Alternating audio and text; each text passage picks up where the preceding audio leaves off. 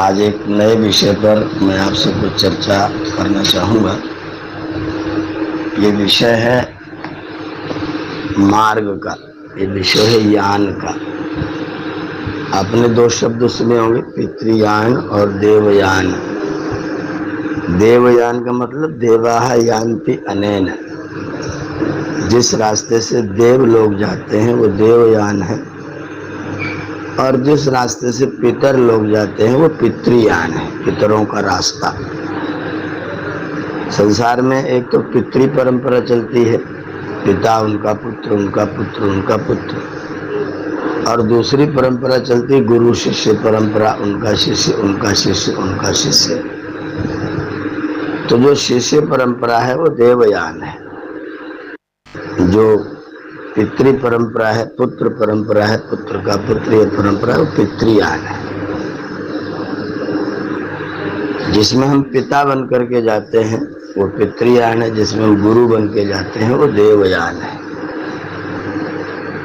देवयान का जो रास्ता है वो संसार में रहते हुए, संसार में कर्मों को करते हुए, उन कर्मों को निर्लिप्त भाव से करने की शिक्षा प्रदान करता है।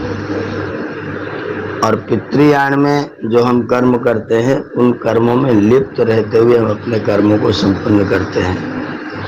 मुझे कमाना है, फिर अपने बेटे के लिए कमाना है, फिर उनके बेटों के लिए कमाना है, फिर बेटे का विवाह करना है, फिर बेटे के बेटों का विवाह करना है, फिर मौका मिल जाए तो उनके भी बेटों का विवाह करने की जिम्मेदारी हम ओढ़ते घूमते हैं। ये पितृयान है।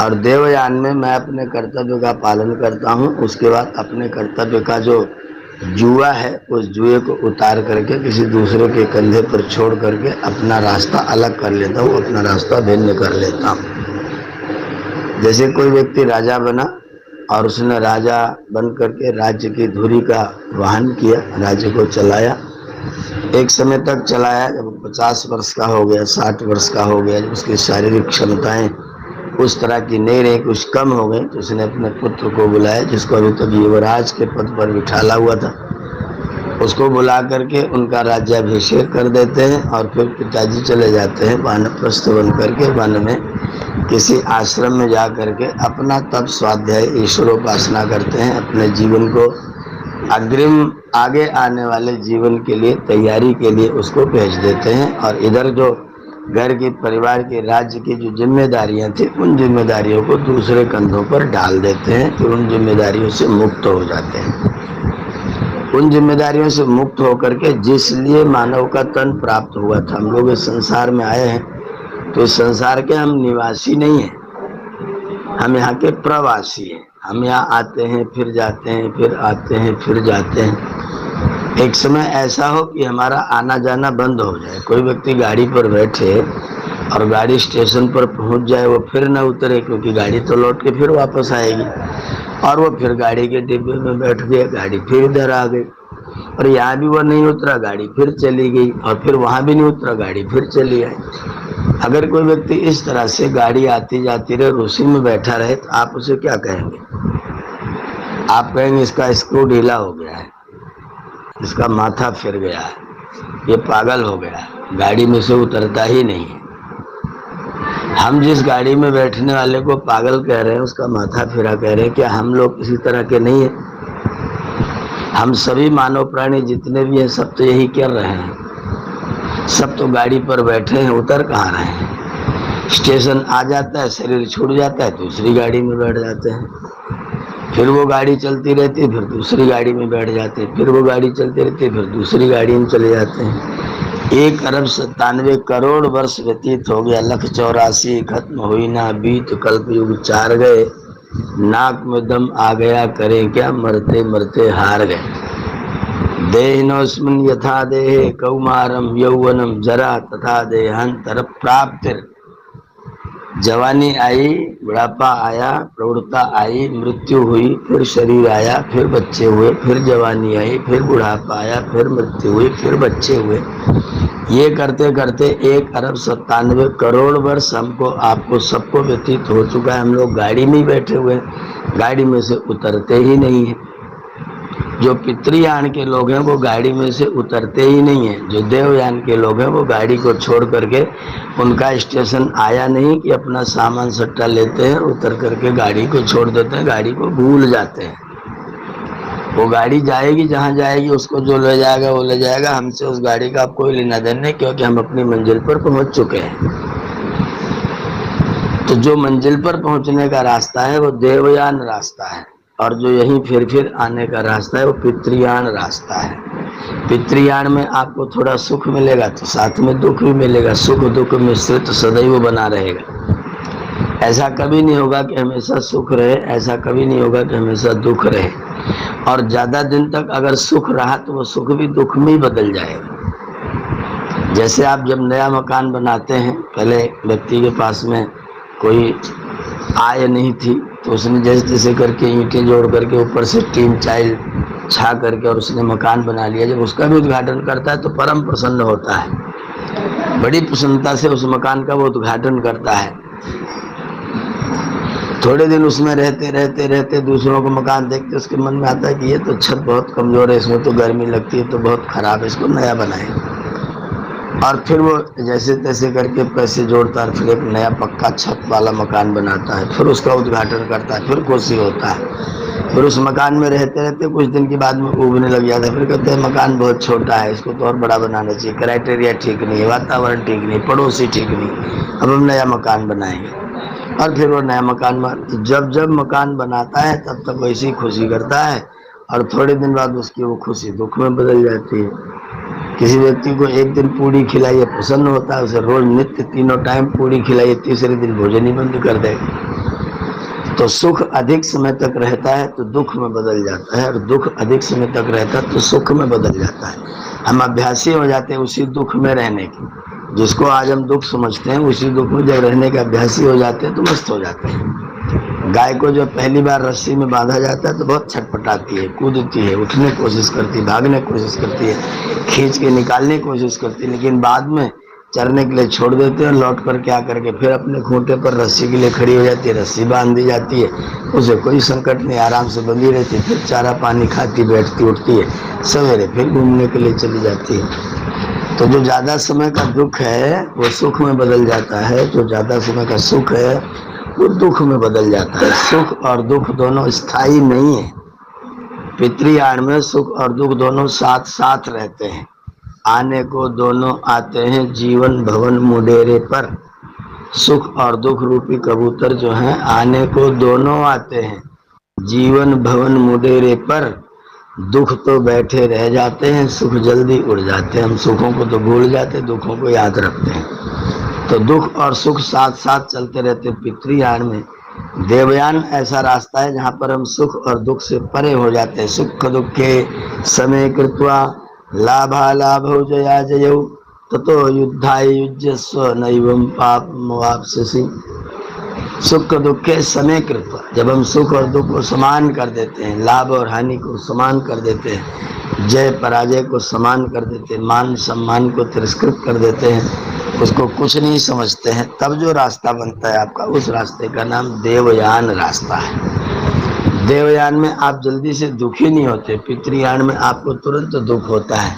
पुत्र ने कुछ तिरछा थोड़ा सा प्रश्नवाचक बोल दिया, आप नाराज हो जाते हैं, और देवयान में आप उसके ऐसा बोलने पर मुस्कुराते हैं और सोचते हैं इसकी बुद्धि कैसी है, आप प्रसन्न होते हैं वो कैसे बोल रहा है।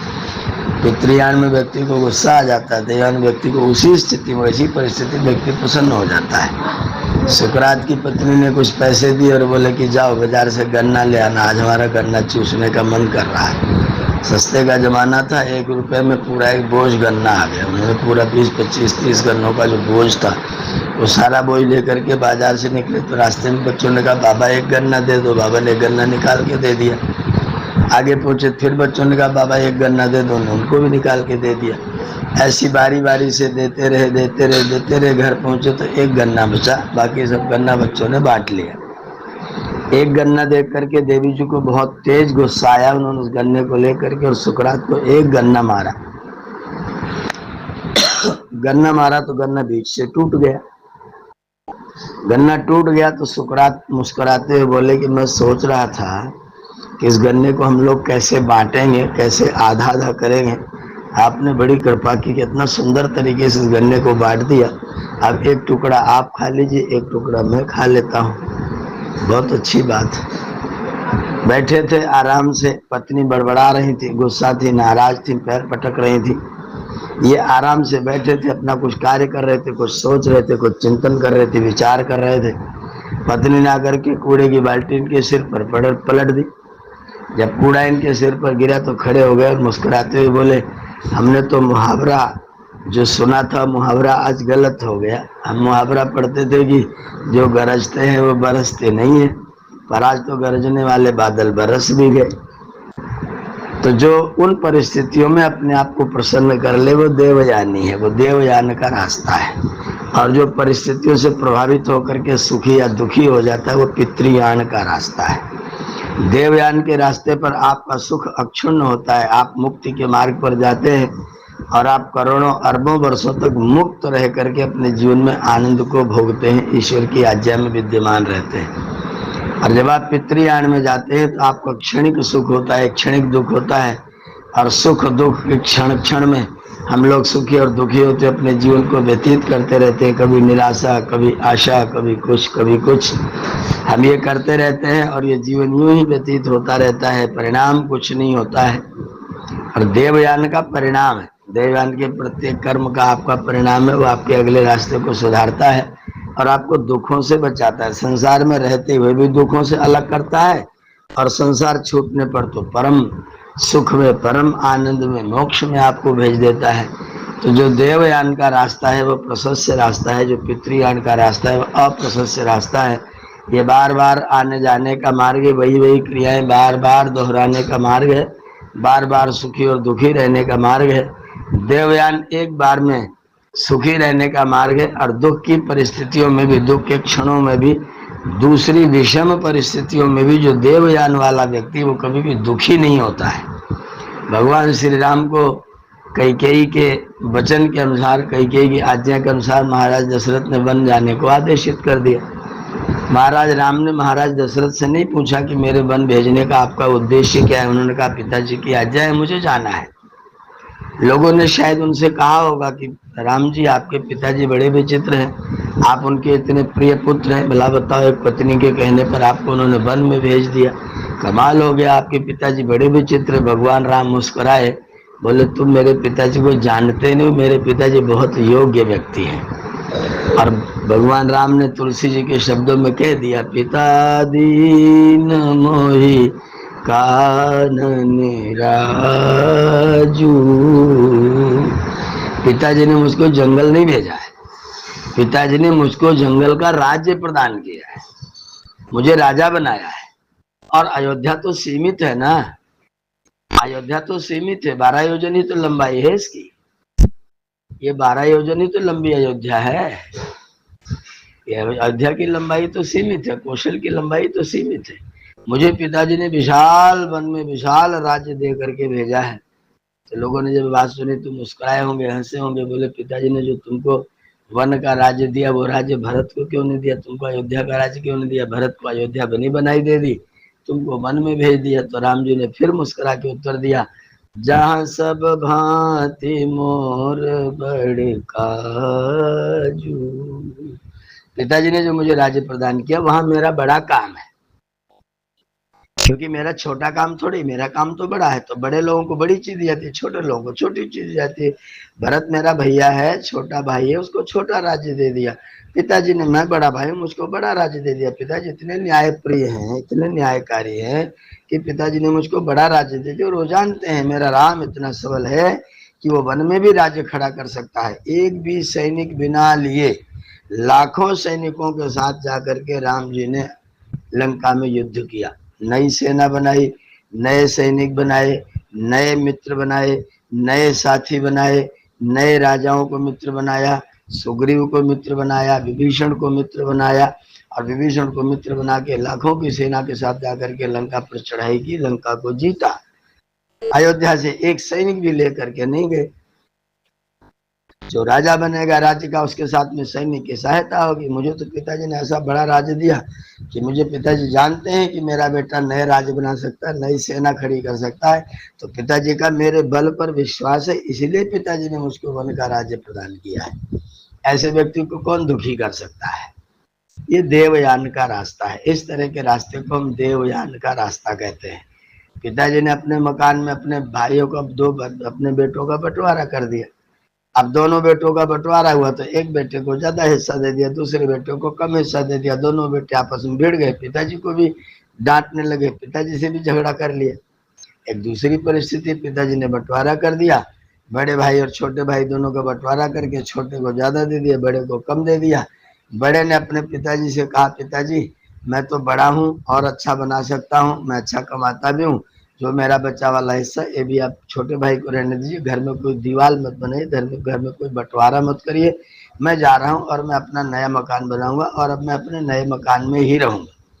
बड़े भाई ने जाकर के अपना नया मकान बना लिया, पिताजी को भी चरण छू करके उनको प्रणाम करके आशीर्वाद ले लिया और छोटे भाई का भी आदर प्राप्त कर लिया और इसने अपना बड़ा मकान नया बना करके उसमें रहना शुरू कर दिया। आप तर्क कर सकते हैं कि उसके पास बनाने का धन होगा, वो बना सकता होगा, ना बना सकता होगा।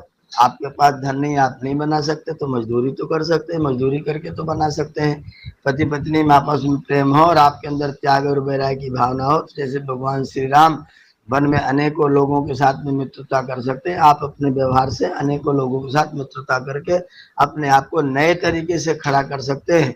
और जो नए तरीके से खड़ा हो जाता है वही वास्तव में व्यक्ति है। जो दूसरों के कंधों पर खड़ा होता है, अपने पैरों पर कहाँ खड़ा होता है? जो व्यक्ति वीर है, जो व्यक्ति धैर्यशाली है, जो व्यक्ति धार्मिक है, जो व्यक्ति देवयानी है, देवपंथा देवपथ पर चलने वाला है, वो व्यक्ति परिस्थितियों की चिंता नहीं करता और उन परिस्थितियों में भी परिस्थितियों का लाभ उठा, परिस्थितियों को अपना सोपान बना लेता है, परिस्थितियों को अपनी सीढ़ी बना लेता है और उस सीढ़ी पर चढ़ करके जिसने ज्यादा ले लिया था उसकी अपेक्षा से और बहुत आगे बढ़ जाता है। तो जो देवयान के लोग होते हैं वो इस जीवन में सफलता प्राप्त करते हैं अपने श्रम के माध्यम से, अपने तप के माध्यम से, अपने विद्या बल और विवेक के माध्यम से। और जो पितृयान के लोग हैं वो दूसरों के ऊपर आश्रित होते हैं, गुलाम होते हैं, परतंत्र होते हैं। दूसरे ने सहायता न की तो रोते हैं, सहायता कर दी तो हंसते हैं, पुत्र ने सहयोग न किया तो दुखी होते हैं, उसकी निंदा करते हैं, उसी पुत्र के पालन के लिए अपनी सारी कमाई दे देते, जिसकी निंदा करते हैं उसी को अपनी सारी कमाई दे देते हैं और जिसकी प्रशंसा करते हैं उसकी कोई सहायता नहीं करते हैं। एक पुत्र की सेवा करता है उसकी प्रशंसा करते हैं, दूसरा पुत्र इनको डांटता है तो डर के मारा उसको सारा भाग दे देते हैं। जो डांटता है, जिससे दुखी रहते हैं, जिसकी निंदा करते हैं उसको भाग दे देते हैं और जो सेवा करता है उसका भाग छीन लेते हैं। तो ऐसे पिताजी तो पितृयान वाले पिताजी हो सकते हैं, देवयान वाले पिताजी नहीं हो सकते हैं। देवयान वाले पिताजी पुत्रों को अपना सारा अधिकार देकर के लो बेटा अब तुम संभालो, मेरा अधिकार समाप्त होता है, मैं चला। और वो जाकर के किसी आश्रम में आनंद से स्वाध्याय करते हैं, अध्ययन करते हैं, परमात्मा की उपासना करते हैं और अपने जीवन को सुंदर और श्रेष्ठ बनाने का उद्यम करते हैं, जो कि अगला जन्म मेरा मेरे कर्मों से सिद्ध होने वाला है, शुद्ध होने वाला है। तो अपने अगले जन्म को ठीक करने के लिए वे लोग देवपथ के राही बनते हैं और वे लोग वैराग्य पूर्वक अपने जीवन को व्यतीत करते हैं। पितृयान के लोग वैराग्य में नहीं राग में जीते हैं, देवयान के लोग वैराग्य में जीते हैं और वैराग्यवान सुखी होता है। संतोषात अनुत्तम सुख लाभा। महर्षि पतंजलि ने कहा है कि संतोष से, वैराग्य से अनंत अनुत्तम सुख होता है, जिसकी कोई उपमा नहीं हो सकती, वैसा सुख होता है। और राग से व्यक्ति को दुख होता है, कभी सुख हो भी जाता है लेकिन फिर वह सुख कुछ दिन में दुख में बदल जाता है। तो बार बार सुख दुख में न रहे, अक्षुण्ण सुख की प्राप्ति का प्रयत्न करते रहे। इसके लिए हम लोगों को देवयान पर, देवपथ पर जाने का प्रयत्न करते रहना चाहिए। आपने मेरे विचारों का श्रवण किया, आपका धन्यवाद, बधाई, साधुवाद देते हुए इस समय के लिए, आज के लिए अपनी वाणी को विरमित करते हैं। ओम शम, सबका धन्यवाद।